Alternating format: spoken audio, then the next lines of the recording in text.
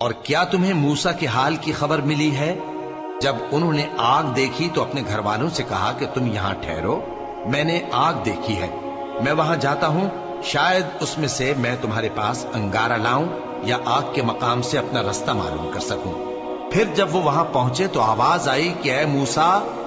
میں تو تمہارا پروردگار ہوں، تو اپنے جوتے اتار دو،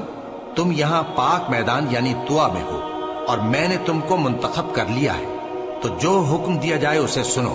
بے شک میں ہی اللہ ہوں، میرے سوا کوئی معبود نہیں، تو میری عبادت کیا کرو اور میری یاد کے لیے نماز پڑھا کرو۔ قیامت یقیناً آنے والی ہے، میں چاہتا ہوں کہ اس کے وقت کو پوشیدہ رکھوں تاکہ ہر شخص جو کوشش کرے اس کا بدلہ پائے، تو جو شخص اس پر ایمان نہیں رکھتا اور اپنی خواہش کے پیچھے چلتا ہے کہیں تم کو اس کے یقین سے روک نہ دے،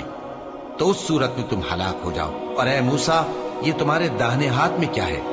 انہوں نے کہا یہ میری لاٹھی ہے، اس پر میں ٹیک لگاتا ہوں اور اس سے اپنی بکریوں کے لیے پتے جھاڑتا ہوں، اور اس میں میرے اور بھی کئی فائدے ہیں۔ فرمایا کہ موسیٰ اسے زمین پر ڈال دو،